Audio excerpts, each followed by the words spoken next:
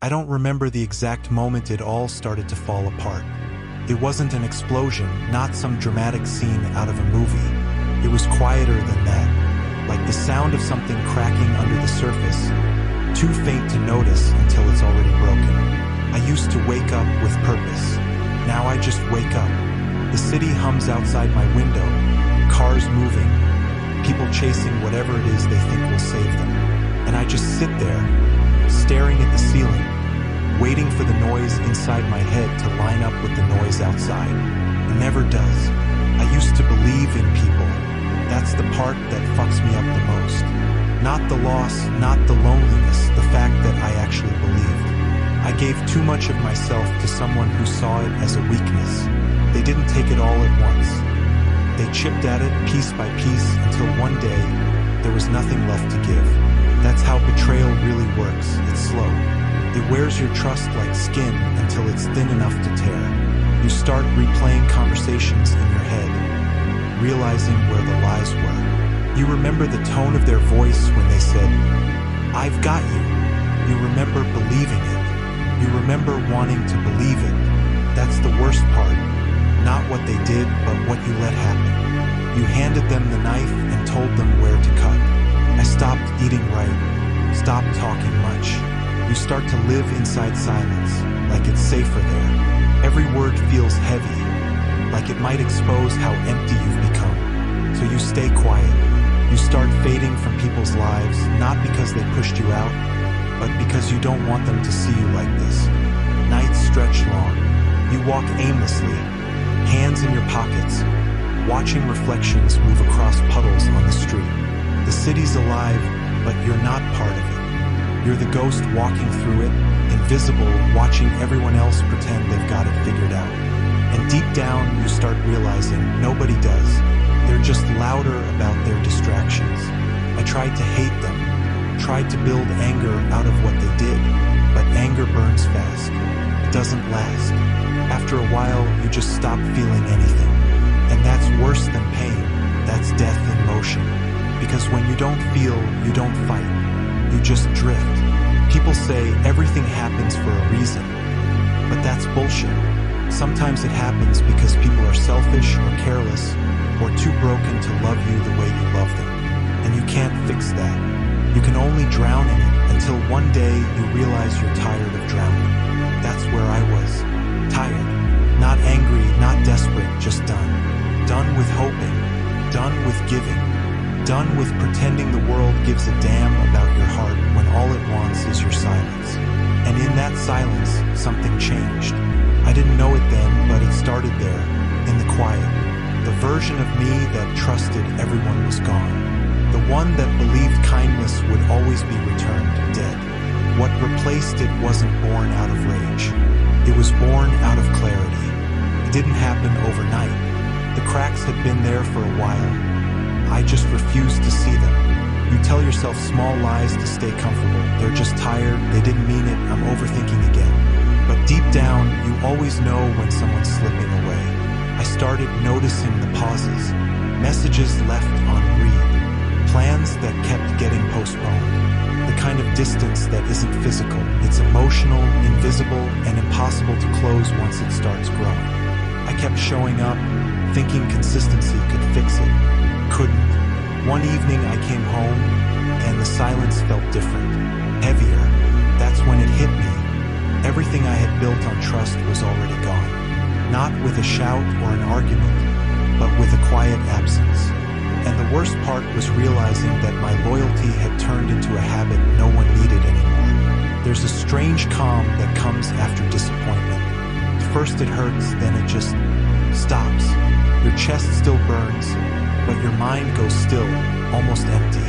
That's where I lived for a while, in that stillness, doing what needed to be done, saying as little as possible, watching days slide past like glass. The city kept moving without me. People laughed, lights flickered, rain fell, and I just watched it all from behind a window. It's strange how the world keeps its rhythm even when yours collapses. It makes you realize how small your pain really is. But small doesn't mean light. It still weighs on you quietly. Eventually you stop asking why. You stop replaying the details because answers don't fix anything. They don't rebuild what was lost. They just remind you that the version of yourself who believed so deeply is gone. And maybe that's the point. Maybe some things have to fall apart so you can see what's left standing. I didn't promise myself revenge. I didn't promise to get even. I promised to get real. To stop living in illusions. There's mine, all of it. And that kind of promise feels different.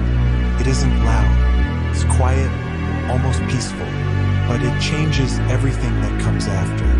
The days blurred, not fast, just quietly, one folding into another. You wake, you move, you eat because you have to. Routine becomes your disguise. People see you doing normal things and assume you're fine. That's the trick of it. You learn how to look alive while something inside you has already gone still. I stopped reaching for my phone, stopped scrolling, stopped chasing noise. There's a strange relief in the silence when you stop expecting messages that never come. At first it feels empty, then it starts to feel clean, like space finally clearing out in your head. You begin to see what you ignored before. How much of your time was spent trying to be enough for someone who never noticed? Work filled the hours. I stayed later, said less, listened more.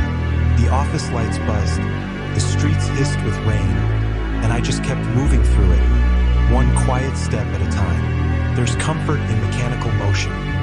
No emotion, no thought, just movement. Sometimes that's what survival looks like. Nights were different.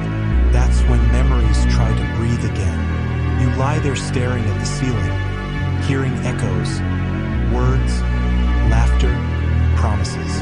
They play in loops until you train yourself not to react. Eventually, the loops fade. That's when you realize you're not waiting for them anymore. You're just waiting to feel something new.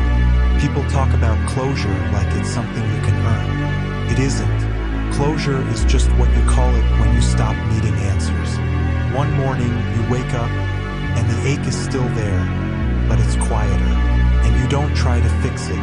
You just let it exist. That's the first sign you're changing. I looked in the mirror one night, same face, different eyes. No anger, no sadness, just distance. Like the person looking back had finally detached from the story. That's when I understood. The version of me that broke was not the final version. He was a draft. Flawed, unfinished, necessary, but temporary. You can't go back to who you were before the fall. And maybe you shouldn't. Some foundations need to crack before they can hold real weight. I didn't know what would come next, but I knew one thing. I wouldn't rebuild the same way again. This time it would be quieter, stronger, mine. Morning light came through the blinds, thin and pale. I'd stopped dreading mornings. They didn't bring anything new, but they didn't hurt anymore either. That's how it begins, not with a rush of energy, but with the absence of fear. I made coffee, no music, no noise, just the sound of it dripping into the cup. It felt like proof that I was still here, alive enough to do something small and deliberate. People imagine transformation as fire, as sudden change. Mine started as discipline, tiny movements, drink water, stretch, breathe. When you've been hollow long enough, even those things feel like rebellion. I stopped asking for permission to rest, to heal, to exist differently. No one was going to grant it anyway, so I gave it to myself. That was the first decision. Not dramatic, not loud, just a quiet enough. I cleaned the room, threw out old things that didn't mean what they used to. It wasn't sentimental, it was practical. Space needed to match the silence I was building inside. Every item that left the room felt like weight leaving my chest. The city outside kept humming. Same lights, same rhythm. But walking through it felt different. I wasn't looking for faces anymore. I wasn't waiting for anything to return. It was just me and the pavement, the air colder, sharper, honest. That's what calm really is, not peace, but clarity. No illusions left to protect, no stories left to justify, just a plain understanding. This is who I am now, and that's enough to start from. Some nights I still felt the pull of old memories, but they didn't control me. They were background noise, part of the atmosphere, not the focus. You don't erase pain, you outgrow it. You build a life big enough that it fits without breaking you. I don't forgive easily. I don't forget. But I don't chase ghosts anymore. Everything that left made space for what comes next. And that's a trade I can live with. So I walk, steady pace, cold air against my skin. No destination, just forward. That's the decision. Not revenge, not redemption. Movement, real simple movement. And in that motion, something inside clicks into place. Quiet, final, unshakable. The fall is over. The ground has stopped moving. And somewhere in the distance, beneath all the noise, I can almost hear the start of something new.